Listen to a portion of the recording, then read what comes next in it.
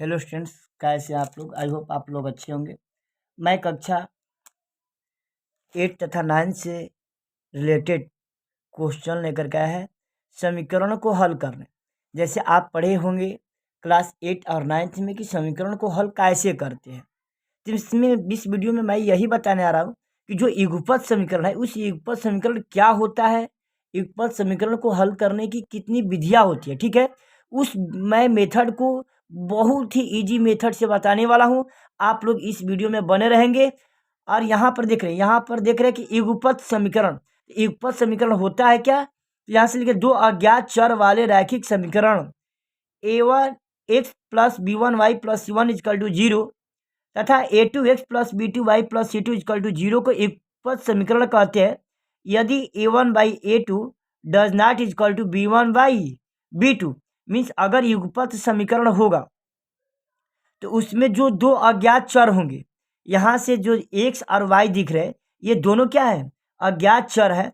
और इस तरह के जो भी इक्वेशन आएंगे उस समीकरण को युगपत समीकरण कहते हैं। क्या कहते हैं, युगपत समीकरण। जैसे आप लिख रहे हैं कि अगर आपको युगपत समीकरण का एग्जाम्पल देना है, जैसे 3x plus 5y plus 9 equal to 0, 7x plus 8y plus 8 equal to 0, इसको क्या बोलते हैं, ये युगपत समीकरण। यहाँ पर देख रहे हैं कि ये a1x plus b1y plus c1 equal to 0, a2x plus b2y plus c2 equal to 0। यहाँ पर देख रहे हैं कि x a1 के जगह पर क्या है, यहाँ पर a1 है, ये a1 है, ये यहाँ पर क्या है b1 है, फिर ये क्या है c1 है। फिर इस समीकरण में ये जो दिख रहा है इसको a2 बोलेंगे। क्या बोलेंगे, a2। इसको क्या बोलेंगे, b2 बोलेंगे। इसको क्या बोलेंगे, c2। तो इस प्रकार के जो भी समीकरण होंगे जिसमें दो अज्ञात चर होंगे, यहाँ पर x और y क्या है, अज्ञात चर है। तो इस प्रकार के समीकरण को युगपत समीकरण कहते हैं। क्या कहते हैं, युगपत समीकरण। अब युगपत समीकरण को हल करने की कितनी विधियाँ होती है। जैसे आप लोग युगपत समीकरण पढ़ लिए, अब युगपत समीकरण को कितने विधि से हल कर पाएंगे इस विधि को इसमें पढ़ना है। यहाँ पर देख रहे युगपत समीकरण को हल करने की विधियाँ। युगपत समीकरण को हल करने की मुख्य रूप से दो विधि होती है। ठीक है, पहला होता है प्रतिस्थापन विधि। कौन सा विधि होता है, प्रतिस्थापन विधि होता है। दूसरा होता है विलोपन विधि। कौन सा विधि होता है, विलोपन विधि। अब यहाँ से जो समीकरण हल करेंगे वो प्रतिस्थापन विधि और विलोपन विधि। तो प्रतिस्थापन विधि क्या होता है और विलोपन विधि क्या होता है, इसको परिभाषा पहले देखेंगे कि प्रतिस्थापन विधि का परिभाषा क्या होता है और विलोपन विधि का। तो प्रतिस्थापन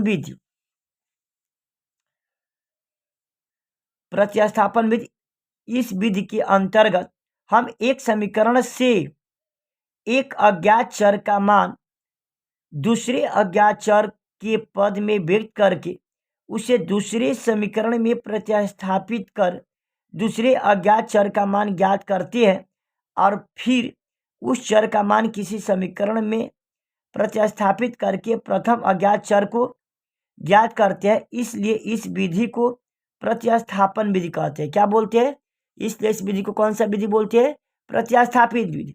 फिर से एक बार रिवाइज कर दे रहे हैं, प्रतिस्थापन विधि क्या होता है।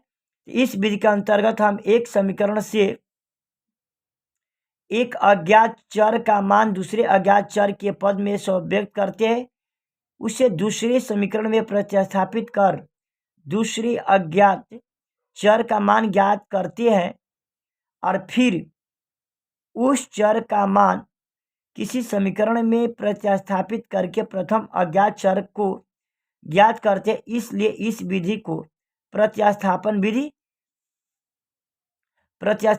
कहते हैं। ठीक है, ये तो हो गया आपका प्रतिस्थापन विधि। फिर विलोपन विधि किसे कहते हैं, यहाँ पर दिख रहे हैं विलोपन विधि।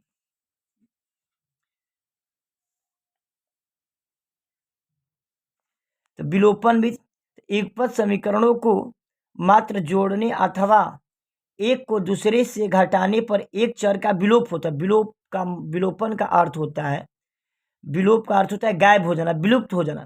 तो जो दो चर होते हैं उस दो चर में से किसी एक चर का विलुप्त करके किसी दूसरे अज्ञात चर का मान निकालेंगे, फिर उस अज्ञात चर का मान दूसरे किसी एक समीकरण में रख देंगे तो वहां से दूसरे वाले का मान निकल जाएगा। तो वो विधि आपका विलोपन विधि होगा। कौन सा विधि, विलोपन विधि। यहाँ पर दिख रहा है कि युगपत समीकरण को मात्र जोड़ने अथवा एक को दूसरे से घटाने पर एक चर का विलोप हो जाता है, जिसे हल करने पर उसका मान ज्ञात हो जाता है। चर के प्राप्त इस मान को दिए गए किसी भी समीकरण को प्रतिस्थापित करने पर दूसरे चर का मान ज्ञात हो जाता है। इस प्रकार समीकरणों को हल करने की क्रिया को विलोपन विधि कहते हैं। क्या कहते हैं? विलोपन विधि कहते हैं। अब इसमें विलोपन विधि आपको एग्जाम्पल के साथ बताएंगे कि विलोपन विधि को कैसे सॉल्व करेंगे और प्रतिस्थापन विधि द्वारा समीकरण को कैसे हल करेंगे। दिख रहे हैं यहाँ उदाहरण।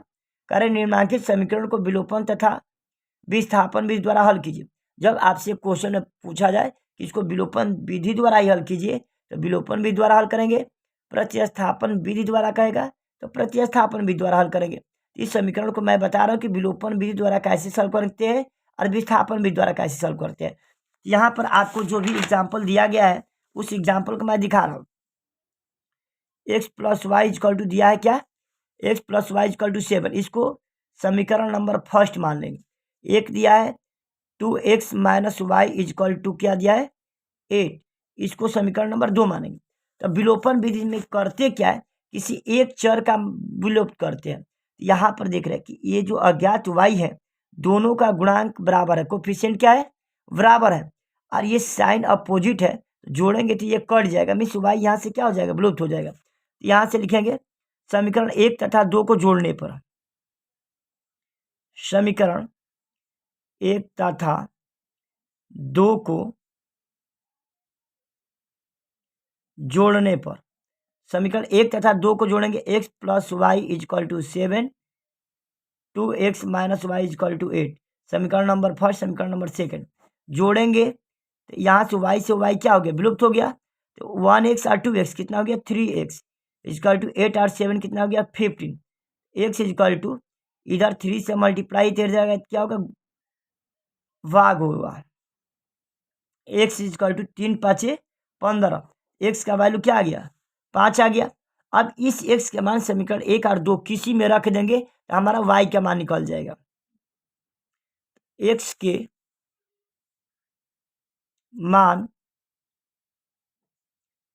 समीकरण 1 में रख रहे हैं, ठीक है। तो समीकरण 1 क्या है? x plus y equal to 7। X के मान यहाँ 5 प्लस वाई इजक्वल टू 7, तो वाई इजक्वल टू 7। इधर प्लस 5 इधर जाएगा तो माइनस 5 हो जाएगा। तो वाई इजक्वल टू 7 में से 5 निकल गया, कितना बचेगा? 2। अब यहाँ से हमारा निकल गया, इस समीकरण का मान आता है x is equal to 5, y equal to 2। ये समीकरण का हल हो गया। क्या हो गया? इस समीकरण का हल हो गया। ये जो विधि से हम क्या है? विलोपन विधि से किया। किस विधि से? विलोपन विधि से। अब इसको करेंगे हम प्रतिस्थापन विधि द्वारा। किस विधि द्वारा? प्रतिस्थापन विधि द्वारा। प्रतिस्थापन विधि द्वारा इसी समीकरण को मैं बता रहा हूं कि आप इसको प्रतिस्थापन विधि द्वारा कैसे सॉल्व करेंगे। यहाँ x plus y equal to क्या दिया? 7। अब यहाँ से क्या करेंगे हम कि यहाँ से x या y किसी एक के मान निकालेंगे। x इजक्वल टू इधर प्लस वाई इधर जाएगा तो माइनस कर देंगे, 7 माइनस वाई, समीकरण नंबर फर्स्ट। अब इसमें क्या करेंगे हम? 2x minus y equal to 8, ये दिया है समीकरण नंबर, इसको 2 मानेंगे। अब यहाँ से x का जो मान दिया है ना समीकरण 2 में रखने पर, x के मान समीकरण 2 में रखने पर, 2 में रखने पर, 2 में रखेंगे तो यहाँ पर क्या? 2x की जगह पर 7 माइनस वाई रखेंगे।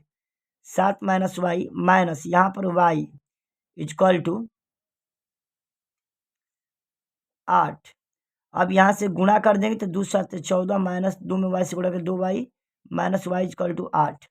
ये माइनस 2y या minus 1y, minus 3y equal to 8। इधर माइनस प्लस 14 इधर आएगा तो माइनस 14 हो जाएगा। तो माइनस 3y इजक्वल टू कितना हो जाएगा? 8 में से 14 गया माइनस 6, माइनस माइनस कट गया तो y इजक्वल टू 6 बाटा 3 से इधर गुणा है, इधर आएगा तो क्या होगा? भाग होगा। तो y इजक्वल टू 3 दूनी के 6, y के मान क्या आ गया? 2। अब y के मान समीकरण 1 में रख दो।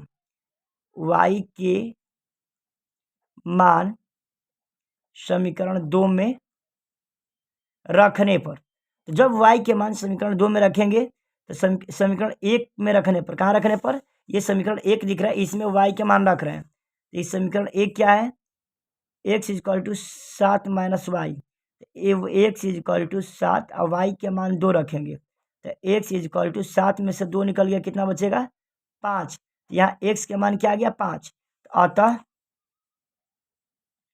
x बराबर 5 तो y बराबर 2। मैंने प्रतिस्थापन विधि से भी सॉल्व कर दिया और विलोपन विधि से भी हल करने पर देखा मैंने कि x का मान 5 आया, y का मान क्या है 2। ये प्रतिस्थापन विधि द्वारा भी हल हो गया, विलोपन विधि द्वारा भी समीकरणों को मैंने हल किया, यहाँ पर पाया x बराबर 5 और y बराबर 2। तो ये आप लोग, मुझे यकीन है कि आप लोग ये वीडियो देखेंगे तो प्रतिस्थापन और विलोपन विधि का परिभाषा और उसको हल करने की मेथड बहुत ही बेहतरीन तरीके से सीख जाएंगे। आप लोग ऐसे वीडियो देखने के लिए मेरे चैनल पर बने रहेंगे। Thank you.